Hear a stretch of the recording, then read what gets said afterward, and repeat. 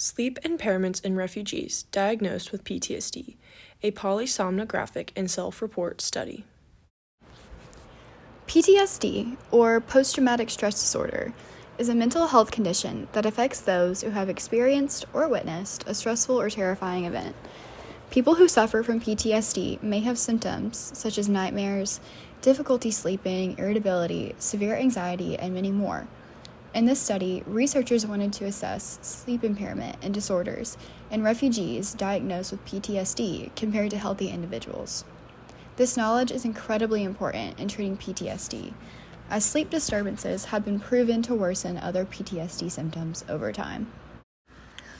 The methods and assays in this experiment were separated into 8 different categories, the first being the participants. The participants were chosen based on location, which was an outpatient center in Denmark, and they were also required to be an adult, 18 years of age, being a refugee or somewhat related to a refugee and now in a new family, and being predisposed to PTSD.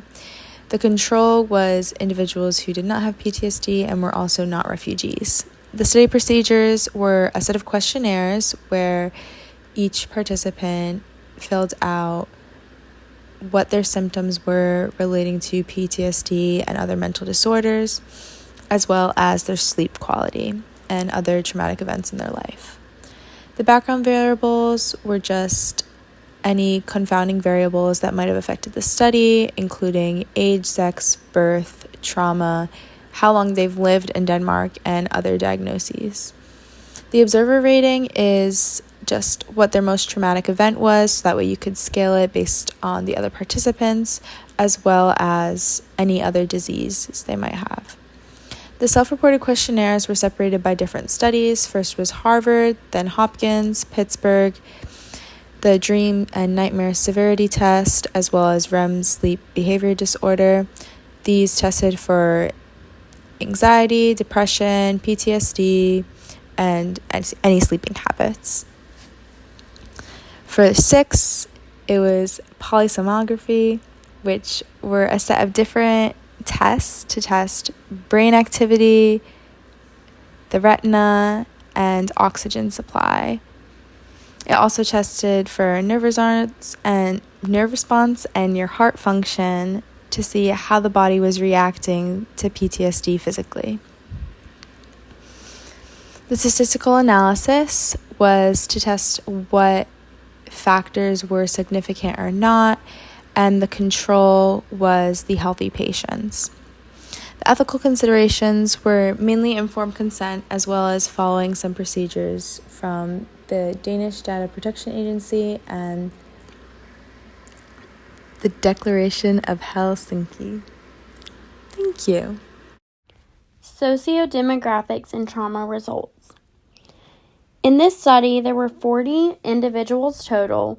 20 of those were used as patients, the experimental group, and 20 were used as a control group that were healthy. They all had an age range of about 24 to 61 years old. The patients, which were used as the experimental group, all suffered from post-traumatic stress disorder, and of those, 60% also had depression.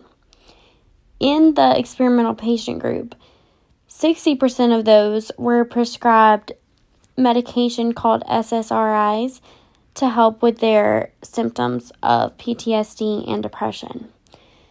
The results of the study showed scores on the LEC-5 self-report questionnaire that patients had an average of 10 traumas in their lifetime, while the healthy individuals only had an average of about 4 traumas. Within the realm of these traumas, the patients often reported traumas based on imprisonment, which was about 65%, war about 95%, and violence with weapons about 25%, whereas the healthy controls often reported less severe traumas, such as traffic accidents, 55%, and severe illnesses, which was about 50%. Subjective sleep quality results. All 4 realms of these results had the same 40 individuals participating in the study. For the sleep quality portion, the PSQI, or Pittsburgh Sleep Quality Index, was used as a comparison of scores between the patients and the healthy control group. The patients had a mean of about 15.67 score, and the healthy controls' mean was about 3.79, meaning that the quality the patients had was less than the healthy control. Patients reported lying in bed for a lot longer time compared to the healthy controls, 59.38 minutes compared to 45.02 minutes before being able to fall asleep. The participants reported their hours of sleep per night, and this showed a significant difference between the patients and the controls, with about 277.8 minutes for the patients versus 420 minutes for the controls. The time spent in bed showed no significant difference between the groups. Sleep efficiency was significantly lower in the patient group by 67% about, and the controls had an average of 91.67%. Sleep architecture results. The overall time spent in bed versus the total sleep time had no significant difference in results between these two groups. The sleep latency, however, which is known as the time it takes to fall asleep after turning out the lights, in patients was about 32.6 minutes, and this was twice as long as the healthy controls, which was 15.45 minutes. The patients were awake significantly longer after sleep onset, as well as had significantly more sleep awakenings throughout the night. In result, their sleep efficiency was 79.6% compared to 89.9% in healthy individuals. The time spent in sleep stages of N1 through N3 in REM sleep did not differ between the patient and healthy controls. However, when only considering the REM sleep latency, the patients had significantly longer periods of time than the controls, this being 148.5 minutes compared to 87.1 minutes. Sleep disorder results. There was not a significant difference between the two groups' sleep disordered breathing. The REM sleep behavior disorder assessment on the RBDSQ, which also means the REM sleep behavior disorder screening questionnaire, showed that patients had a significantly higher score. There was a significant difference in disturbing dreams and nightmare severity measured.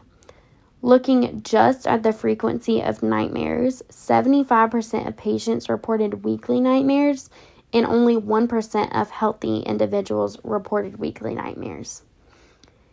Also, 70% of the patients reported that their nightmares were of severe intensity, while none of the healthy individuals reported any severe nightmares.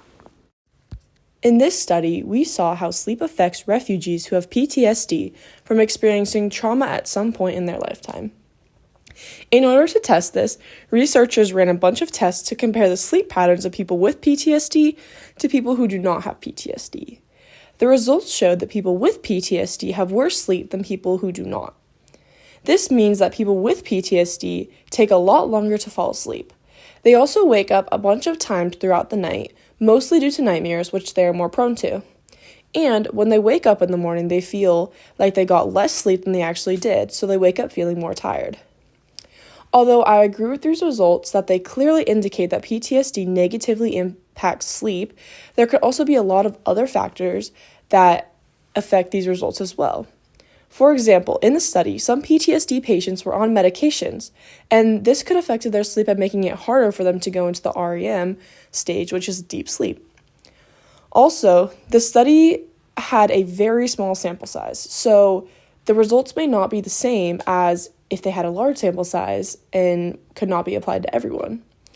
Lastly, the researchers only measured sleep for one night, which could cause inaccurate results since sleep can vary depending on the night and other factors that have been caused throughout the day. Overall, I agree with the study that people with PTSD often get a worse night's sleep when compared to people without PTSD, But I think the study needs to elaborate more and be more thorough and use a bigger sample size in order to obtain data that coincides with the whole population. In conclusion, this study showed how PTSD can have a significant impact on the quality of sleep in refugees. These are people who have had trauma, such as being forced to leave their country in order to escape current issues. The data of the study showed that overall, individuals with PTSD experience more frequent awakenings in the middle of the night, an increased amount of nightmares, and a longer amount of time it takes to fall asleep. Not only are these symptoms causing worse night of sleep, but the worst night of sleep is also causing worse PTSD, which is creating a difficult cycle for these refugees. I fully agree with these results, which prove that PTSD and sleep disturbances affect each other. But the study had several limitations, such as a small sample size and data from only one night's sleep that could have caused inaccurate data. This suggests that further research needs to be done to a bigger, more diverse population to get results that can apply to everyone and are easier to understand.